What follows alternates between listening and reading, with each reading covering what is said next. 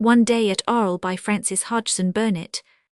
One day at Arle, a tiny scattered fishing hamlet on the northwestern English coast, there stood at the door of one of the cottages near the shore a woman leaning against the lintel post and looking out.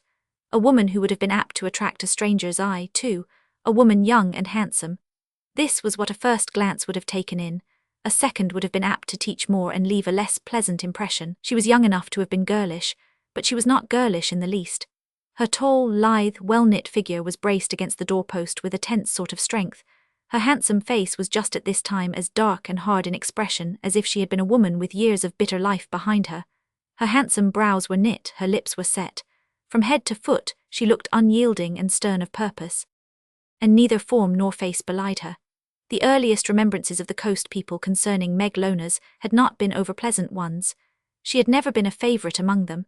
The truth was they had half feared her, even as the silent, dogged, neglected child who used to wander up and down among the rocks and on the beach, working harder for her scant living than the oldest of them. She had never a word for them, and never satisfied their curiosity upon the subject of the treatment she received from the ill-conditioned old grandfather, who was her only living relative, and this last peculiarity had rendered her more unpopular than anything else would have done. If she had answered their questions, they might have pitied her. But as she chose to meet them with stubborn silence, they managed to show their dislike in many ways, until at last it became a settled point among them that the girl was an outcast in their midst. But even in those days she gave them back wrong for wrong and scorn for scorn, and as she grew older she grew stronger of will, less prone to forgive her many injuries and slights, and more prone to revenge them in an obstinate, bitter fashion. But as she grew older she grew handsomer too, and the fisher boys who had jeered at her in her childhood were anxious enough to gain her goodwill. The women flouted her still, and she defied them openly. The men found it wisest to be humble in their rough style, and her defiance of them was more scornful than her defiance of their mothers and sisters. She would revenge herself upon them, and did, until at last she met a wooer who was tender enough, it seemed, to move her, at least so people said at first. But suddenly the lover disappeared, and 2 or 3 months later the whole community was electrified by her sudden marriage with a suitor whom she had been wont to treat worse than all the rest. How she treated him after the marriage nobody knew. She was more defiant and silent than ever, and gossipers gained nothing by asking questions. So at last she was left alone. It was not the face of a tender wife waiting for a loving husband, the face that was turned toward the sea. If she had hated the man for whom she watched, she could not have seemed more unbending. Ever since her visitor had left her, she had had a visitor during the morning. She had stood in the same place, even in the same position, without moving, and when at last the figure of her husband came slouching across the sands homeward, she remained motionless still. And surely his was not the face of a happy husband. Not a handsome face at its dull best, it was doubly unprepossessing then, as, pale and breathless, he passed the stern form in the doorway, his nervous, reluctant eyes avoiding hers. "You'll find your dinner already on th table," she said to him as he passed in. Everything was neat enough inside. The fireplace was clean and bright, the table was set tidily, and the meal upon it was good enough in its way. But when the man entered, he cast an unsteady, uncomprehending glance around, and when he had flung himself into a chair, he did not attempt to touch the food, but dropped his face upon his arm on the table with a sound like a little groan. She must have heard it, but she did not notice it even by a turn of her head, but stood erect and steadfast until he spoke to her. She might have been waiting for his words, perhaps she was. "Thou canst come in and say what thou has to say and be done quiet," he said at last in a sullen, worn-out fashion. She turned round then and faced him, harder to be met in her rigid mood than if she had been a tempest. "Thou knows what I ha getten to say," she answered, her tone strained and husky with repressed fierceness. "Aye, thou knows it well enough. I ha not much need to tell thee o't. He come here this morning and he told me all I want to know about thee, Seth Loners, and more too. He come to me, put in the man." She advanced towards the table and struck it once with her hand. "Thast told me a power o' lies," she said. "Thou's lied to me fro, first to last to serve thy own eends, and thast gained 'em. Thast lied me away fro, man as were or world to me, but time's come now when thy day's o'er and his is calm agen. Ah, thou bitter villain! Does ta mind how tha come and told me Dan Morgan had gone to Ferret Lake Y that lass o' Barnegat's? That were a lion, that were beginnin'. Does ta mind how tha told me as he made light o' me when lads and lasses plagued him, and threaped him down as he didna mean to marry no such like lass as me, him as were ready to defer me. That were a lie and that were Endin, as Thar knew it would be, for I spurned him fro me very next day, and wouldna listen when he tried to straighten out. But he got at truth at last when he were fro here, and he brought truth back to me today, and there's end fur thee, husband or no.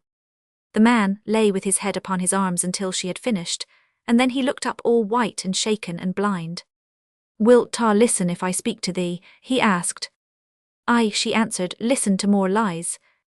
And she slipped down into a sitting posture on the stone doorstep, and sat there, her great eyes staring out seaward, her hands lying loose upon her knee and trembling. There was something more in her mood than resentment. In this simple gesture she had broken down as she had never broken down in her life before. There was passionate grief in her face, a wild sort of despair, such as one might see in a suddenly wounded, untamed creature. Hers was not a fair nature. I am not telling the story of a gentle, true-souled woman. I am simply relating the incidents of one bitter day whose tragic close was the ending of a rough romance. Her life had been a long battle against the world's scorn. She had been either on the offensive or the defensive from childhood to womanhood, and then she had caught one glimpse of light and warmth, clung to it yearningly for one brief hour, and lost it. Only today she had learned that she had lost it through treachery. She had not dared to believe in her bliss, even during its fairest existence, and so when light-hearted, handsome Dan Morgan's rival had worked against him with false stories and false proofs, her fierce pride had caught at them, and her revenge had been swift and sharp. But it had fallen back upon her own head now. This very morning handsome Dan had come back again to Arle, and earned his revenge too, though he had only meant to clear himself when he told her what chance had brought to light. He had come back, her lover, the man who had conquered and sweetened her bitter nature as nothing else on earth had power to do. He had come back and found her what she was, the wife of a man for whom she had never cared, the wife of the man who had played them both false, and robbed her of the one poor gleam of joy she had known. She had been hard and wild enough at first, but just now when she slipped down upon the doorstep with her back turned to the wretched man within, when it came upon her that, traitor as he was, she herself had given him the right to take her bright-faced lover's place, and usurp his tender power, when the fresh sea breeze blew upon her face and stirred her hair, and the warm, rare sunshine touched her, even breeze and sunshine helped her to the end, so that she broke down into a sharp sob, as any other woman might have done, only that the repressed strength of her poor, warped nature made it a sob sharper and deeper than another woman's would have been. Yo mot ha left me that, she said. Yo mot ha left it to me. There were other women as would ha done yo, there were no other man on earth as would do me. Yo knowed what my life had been and how it were hand to hand betwixt other folk and me. Yo knowed how much I cared for him and what he were to me. Yo mot ha let us be, I niver harmed yo, I wouldna harm yo so sinful cruel now. Wilt ta listen? He asked, labouring as if for breath. Aye, she answered him, I'll listen fur thar canna hurt me worser, day fur that's past and gone. Well, said he, listen and I'll try to tell yo. I know it's no use but I mun say a word or two. Happen yo didna know I loved yo all your life, happen yo didna but it's true. When yo were a little lass gatherin' seaweed on sands I watched yo when I were afeard to speak, afeard lest yo'd gie me a sharp answer, fur yo were ready eno why wench. I've watched yo fur hours when I were a great lubberly lad, and when yo getten to be a woman it were same thing. I watched yo, and did yo many a turn as yo knowed nowt about, when yo were searchin' fur drift to keep up fire after owed moan deed and left yo alone, happen yo, niver guessed as it were me as heaped little piles nooks o rocks so as yo'd think at tide had left it there, happen yo didn't but it were true. I've stayed round the old house many a neat, feared summat mot harm yo, and yo no yo niver gave me a good word meg, and then Dan come and he made way why yo as he made way why or rest, men and women and children. He niver worked and waited as I did, he niver thought and prayed as I did, everything come easy why him, everything a lose did come easy why him, and when I seed him so light-hearted and careless about what I were cravin', it run me daft and blind, seemed like he couldna cling to it like I did'n, I begun to fight age in it, and when I heard about that lass o' Barnegat's I told yo.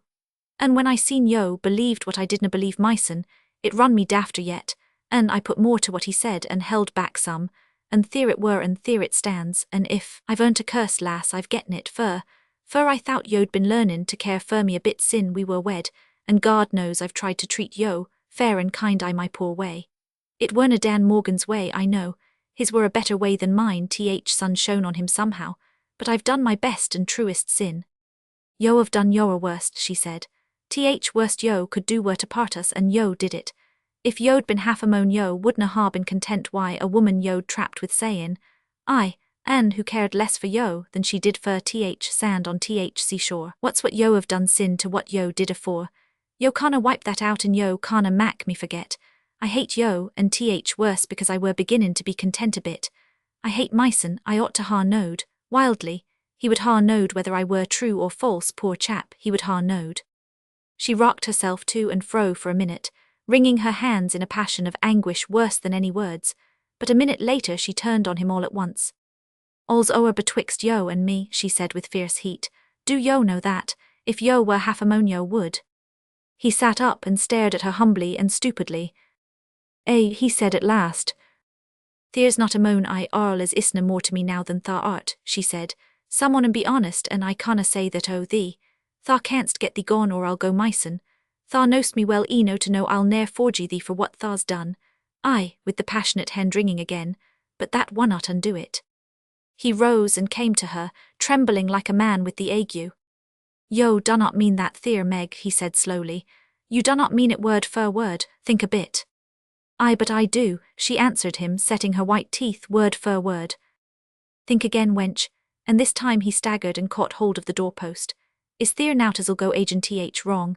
I've lived with thee nigh a year and I've loved thee 20, is theer nowt for me? Aye, lass, dunnot be too hard.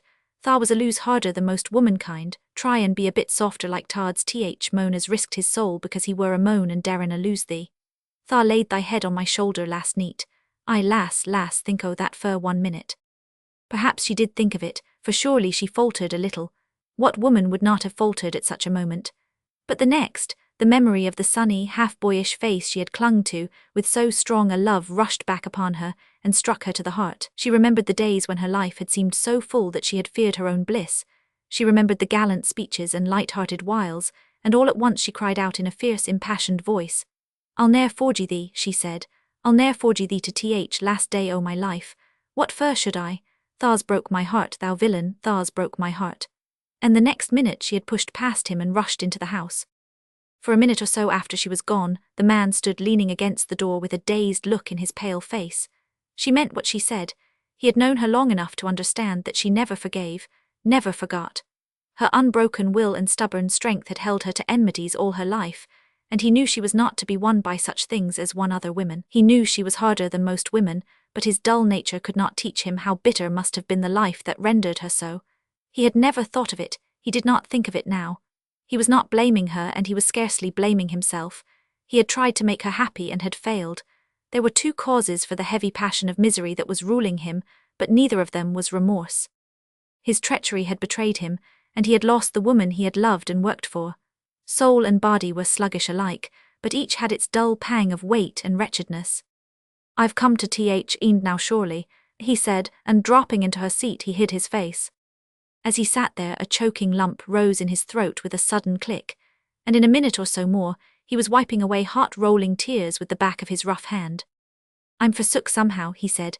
I'm forsook, I'm not th sort o' chap to tack up why th world.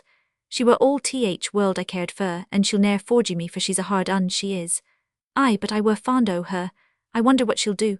I do wonder I my soul what she's gettin' her mind on. It did not occur to him to call to her or go and see what she was doing.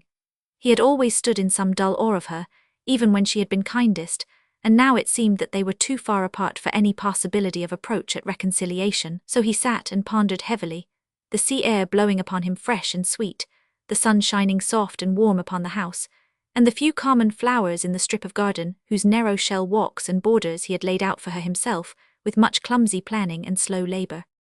Then he got up and took his rough working jacket over his arm. I mun go down to th Mary Ann, he said, and work a bit or we'll ne'er get her turned o'er afore th tide comes in. That boat's a moit o' trouble, and he sighed heavily. Halfway to the gate he stopped before a cluster of ground honeysuckle, and perhaps for the first time in his life was conscious of a sudden curious admiration for them.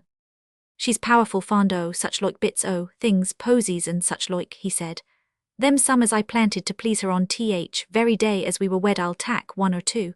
She's main fond on 'em fur such a hard un. And when he went out he held in his hand 2 or 3 slender stems, hung with the tiny, pretty, humble bells. He had these very bits of simple blossoms in his hand when he went down to where the Mary Ann lay on the beach for repairs. So his fellow workmen said when they told the story afterwards, remembering even this trivial incident. He was in a strange frame of mind, too, they noticed, silent and heavy and absent. He did not work well, but lagged over his labour, stopping every now and then to pass the back of his hand over his brow as if to rouse himself. Yo look as if yo and Mrs. had a fallen out and yon gettin' worst o' bargain, one of his comrades said by way of rough jest. They were fond of joking with him about his love for his handsome, taciturn wife, but he did not laugh this time as he usually did. Mind thy own tackle, lad, he said dully, and I'll mind mine. From that time he worked steadily among them until it was nearly time for the tide to rise. The boat they were repairing had been a difficult job to manage, as they could only work between tides, and now being hurried they lingered longer than usual. At the last minute they found it must be moved, and so were detained. Better leave her until tide ebbs, said one, but the rest were not of the same mind. Nay, they argued, it'll be all to do our agin if we do that. There's plenty o' time if we look sharp eno. Heave again, lads. Then it was that with the help of straining and tugging there came a little lurch, and then it was that as the Mary Ann slipped over on her side, one of the workers slipped with her, slipped half underneath her with a cry, and lay on the sand, held down by the weight that rested on him. With his cry there broke out half a dozen others, and the men rushed up to him with frightened faces. Are yo hurt, Seth, lad? They cried. Are yo crushed or oat? The poor fellow stirred a little, and then looked up at them pale enough. Bruised a bit, he answered them, and sick a bit, but I do not think there's any bones broke. Look sharp, chaps, and heave her up. She's a moit o' weight on me. They went to work again one and all, so relieved by his words that they were doubly strong, but after toiling like giants for a while they were compelled to pause for breath. In falling the boat had so buried herself in the sand that she was harder to move than ever. It had seemed simple enough at first, but it was not so simple after all. With all their efforts they had scarcely stirred her an inch, and their comrade's position interfered with almost every plan suggested. Then they tried again, but this time with less effect than before through their fatigue. When they were obliged to pause they looked at each other questioningly, and more than one of them turned a trifle paler, and at last the wisest of them spoke out. Lads, he said, we canna do this oursens. Run for help, Jem Coulter, and run why thy might, for it wunnot be so long afore tidal flow. Up to this time, the man on the sands had lain with closed eyes and set teeth, but when he heard this his eyes opened and he looked up. He said in that blind, stupid fashion, what's that theer thaws sayin', mester? Tide, blundered the speaker, I were tellin' him to look sharp, that's all. The poor fellow moved restlessly. Aye, he said, look sharp, he mun do that, I didna think o' tide, and he shut his eyes again with a faint groan. They strove while the messenger was gone, and they strove when he returned with assistance. They strove with might and main, until not a man among them had the strength of a child, and the boldest of them were blanching with a fearful, furtive excitement none dared to show. A crowd had gathered round by this time, men willing and anxious to help, women suggesting new ideas and comforting the wounded man in rough, earnest style, children clinging to their mothers' gowns and looking on terror-stricken. Suddenly, in the midst of one of their mightiest efforts, a sharp childish voice piped out from the edge of an anxious group, a brief warning that struck terror to every heart that beat among them. Mesters, it said tide's creepin' up a bit. The men looked round with throbbing pulses, the women looked also, and one of the younger ones broke into a low cry. Lord ha' mercy, she said, it'll sweep around bend afore long, and she ended with a terror in her voice which told its own tale without other words. The truth forced itself upon them all then. Women began to shriek and men to pray, but strange to say, the man whose life was at stake lay silent with ashen lips, about which the muscles were tensely drawn. His dull eyes searched every group in a dead despair that was yet a passion, in all its stillness. How long will it be, he asked slowly at last, tide 20 minutes. Happen so, was the answer. An lad, we canna help thee. When tried our best, lad, with sobs even from the uncouth fellow who spoke, there is no one on us but Ud leave a limb behind to save thee, but there is na time, there is na. One deep groan and he lay still again, quite still. God knows what weight of mortal agony and desperate terror crushed him in that dead, helpless pause. Then his eyes opened as before. I've thought a dean, he said with a catch of his breath. I've thought a dean, and I've wondered how it were and what it felt like. I never thought a dean like this here. Another pause and then. Which oh, yo lads'll tell my missus. Aye, poor chap, wailed the women. Who on 'em will? How'd tha noise, wenches, he said hoarsely. Yo, daze me, there is na time to bring her here. I'd ha like to ha said a word to her. I'd ha like to ha said one word, Jem Coulter, raising his voice, canst tha say it for me? Aye, cried the man, choking as he spoke, surely, and he knelt down. Tell her at if it were bad eno, this here, it were not so bad as it mought ha been for me, I mought ha fun it worser. Tell her I'd like to ha said a word if I could, but I couldna. I'd like to ha heard her say one word, as happened she would ha said if she'd been here, and tell her, at if she had ha said it tide mought ha come and welcome, but she didna, and there it stands, and the sob that burst from his breast was like the sob of a death-stricken child. Happen, he said next. Happen one o' yo womenfolk can say a bit o' a prayer. Yo are not so fur fro safe sand, but yo can reach it. Happen one o' yo ha a word or two as yo could say, such like as yo teach your babbies.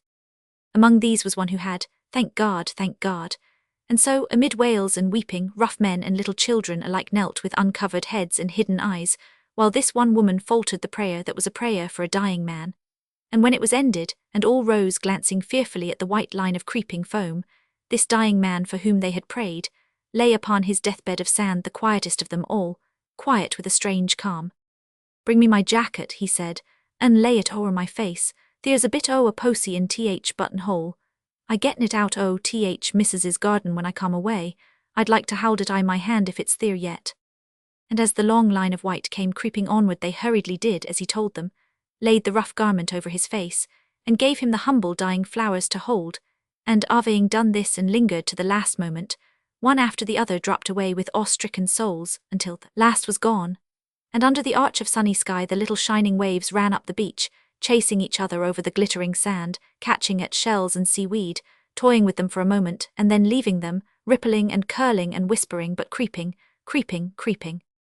They gave his message to the woman he had loved with all the desperate strength of his dull, yet unchanging nature, and when the man who gave it to her saw her wild, white face and hard-set lips, he blundered upon some dim guess as to what that single word might have been, but the sharpest of them never knew the stubborn anguish that, following and growing day by day, crushed her fierce will and shook her heart. She was as hard as ever, they thought, but they were none of them the men or women to guess at the long-dormant instinct of womanhood and remorse that the tragedy of this one day of her life had awakened. She had said she would never forgive him, and perhaps her very strength made it long before she did, but surely some subtle chord was touched by those heavy last words, for when, months later, her first love came back, faithful and tender, with his old tale to tell, she would not listen. Nay, lad, she said, I amna a feather to blow wind. I've had my share o' trouble wi' men folk, and I ha no mind to try again.